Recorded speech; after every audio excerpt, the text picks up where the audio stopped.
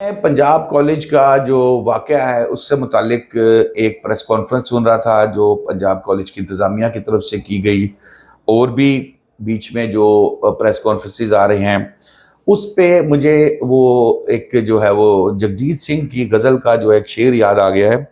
خطاوار سمجھے گی دنیا تجھے، اب اتنی زیادہ صفائی نہ دے۔ بچے سڑکوں پہ احتجاج کر رہے ہیں، بچوں کا احتجاج آج بھی جاری ہے۔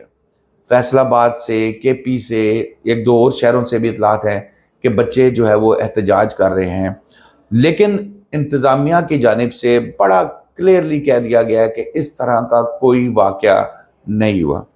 آج پریس کانفرنس کی جو ہوئی اس میں انہوں نے والدین سے درخواست کی، وہ پرنسپل صاحبہ بھی بیٹھی تھی جن کی مبینہ آڈیوز گشت کر رہی ہیں کہ جناب ہم نکال دیں گے یہ وہ سارا۔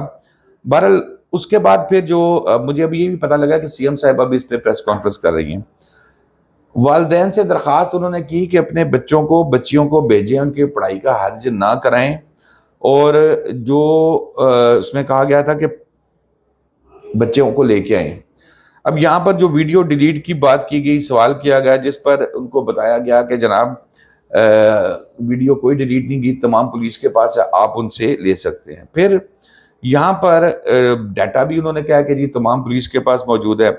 پھر جس بچی کا نام آ رہا، میں نے تو سیدھی سی بات ہے، نہ بھی آج تک مجھے یہ پتا کہ بچی کا نام کون لے رہا ہے، کہاں لے رہا ہے، نہ میں نے لیا ہے، نہ میں لوں گا۔ کیوں کہ پھر وہی بات آ جاتی ہے کہ ان کی تو طاقت کی جنگ اپنی جگہ چلتی رہے گی، لیکن اس بچی کا مستقبل جو اس کے ساتھ پہلے اگر یہ سارا کچھ ہوا ہے تو اس کا مزید اس کو پبلش کر کے تو مزید اس کی زندگی خراب کرنے والی بات ہے۔ اور اللہ کرے جیسے انتظامیہ کہہ رہی ہے کہ ایسا کوئی واقعہ نہیں ہوا، آئی وش کہ ایسا ہی ہو، ایسا کوئی واقعہ نہ ہو، سب کی بچیاں محفوظ ہوں۔ اب انہوں نے کہا کہ جی ہم ٹریس کر رہے ہیں حفاظت سے، گھر میں جو ہے وہ بچی موجود ہے، پھر وہ آگے۔ اب یہاں پر ابہام آ جاتا ہے جی کہ پہلے یہ چل رہا تھا کہ بچی جس کے بارے میں بات کی جا رہی ہے وہ گھر کی سیڑھیوں سے گری، اس کی پسلیاں ٹوٹ گئی۔ آئی تھنک شیر بانو نقوی صاحبہ کے ساتھ بھی جو اس کے مبینہ والدین تھے یا چاچا تھے، ان کا موقف تھا کہ جی سیڑھیوں سے گری۔ اور اب جو ریٹن بیان بچی کی طرف سے آ رہا ہے، یہاں تو یہ دونوں بچیاں الگ ہیں، وہ بچی الگ تھی جو سیڑھیوں سے گری، یہ الگ ہے، کیونکہ یہ بچی بیان دے رہی ہے کہ وہ بیڈ سے گری، بیڈ سے گر کے اس کی پسلیاں ٹوٹ گئی۔ اور سوشل میڈیا پر یہ اس طرح کی چیزیں وائرل ہونا شروع ہو گئی، سوشل میڈیا پہ اس چیز کا شور ہو گیا۔ تو اب یا دونوں بچیاں الگ ہیں یا پھر معاملے میں کوئی جھول نظر آ رہا ہے۔ پھر وزیر تعلیم کے حوالے سے بھی ان کو سوال کیا گیا جی کہ وزیر تعلیم تو کچھ کہہ رہے ہیں اور آپ کچھ کہہ رہے ہیں، جس پر انہوں نے کہا کہ بھی وزیر تعلیم نے جو کہا وہ وہاں موجود تھے، ظاہر ہے موب کے اندر تھے۔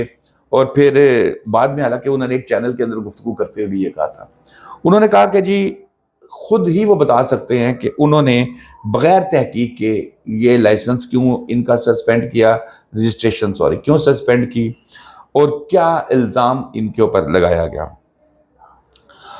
سوشل میڈیا سے دیکھ کر پولیس نے رابطہ کیا اور ہم نے بتایا، انتظامیہ یہ بات کر رہی ہے کہ جی پولیس نے سوشل میڈیا سے دیکھ کر رابطہ کیا، ہم نے پورا پولیس کو وزٹ کرایا۔ اب مختلف چیزیں کبھی پھر وہی بات ہے نکلتی ہیں، کوئی کہتا ہے تیسرے فلور پہ واقع ہوا، کوئی کہتا ہے بیسمنٹ میں واقع ہوا۔ سچ جھوٹ تو تحقیقات کے بعد ہی پتہ لگ سکتا تھا۔ پولیس نے جو ہے گھر میں سے جس گارڈ کے بارے میں یہ کہا گیا تھا، وہ کہتے ہیں کہ جناب پولیس ہمارے پاس آئی، انہوں نے گارڈ کی تفصیل لی، ہم نے بتایا کہ وہ گارڈ چھٹی پہ ہے، انہوں نے ہم سے گارڈ کو فون کروایا اور اس کی لوکیشن چیک کی کہ وہ سرگودے کا تھا، آئی تھنک وہیں پہ تھا۔ تو انہوں نے کہا کہ ہم سے پوچھ کے چلے گئے اور دوبارہ میں منع کر دیا رابطہ کرنے سے گارڈ سے، اور اس کے بعد گارڈ کو پولیس نے حراست میں لے لیا اور ابھی تک گارڈ جو ہے وہ پولیس کی حراست میں ہے۔ اور پھر انہوں نے کہا کہ پریس کانفرنس میں انہوں نے کہا جی کہ 8 لڑکیاں جو ہیں جنہوں نے ویڈیو وائرل کی ہے، اس میں سے ایک آدھی بچی ہمارے کالج کی ہے، باقی تو بچیاں باہر کی ہیں جنہوں نے یہ ویڈیو وائرل کیا ہے کہ جی ہم نے بچی کو دیکھا، ہم نے خون میں لت پت، اس طرح کی جو باتیں انہوں نے وہ کی ہیں۔ اچھا جی اب وہ اس پہ بھی انہوں نے انکار کر دیا ہے۔ پھر انہوں نے کہا کہ جو بچے ہمارے کیمپس کی نہیں ہیں وہ کیسے بتا سکتی ہے کہ یہ واقعہ ہوا، دیکھا سارا کچھ۔ اسپتال میں تحقیق کی، کچھ نہیں ملا انتظامیہ کے مطابق۔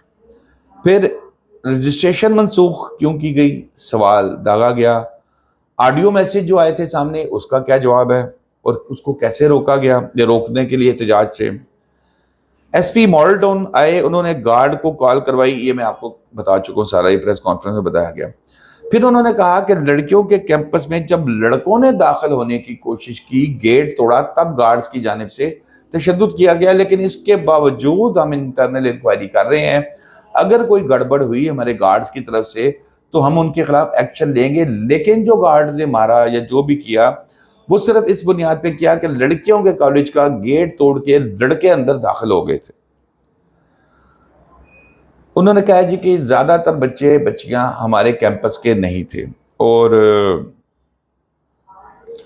انہوں نے یہ دعویٰ، ان کے جو ڈائریکٹر تھے ایک، انہوں نے کہا کہ جناب ہم یہ دعویٰ کرتے ہیں کہ اگر اس بات میں ذرا سی بھی حقیقت ہوئی تو ہم یہ نوکری چھوڑ دیں گے۔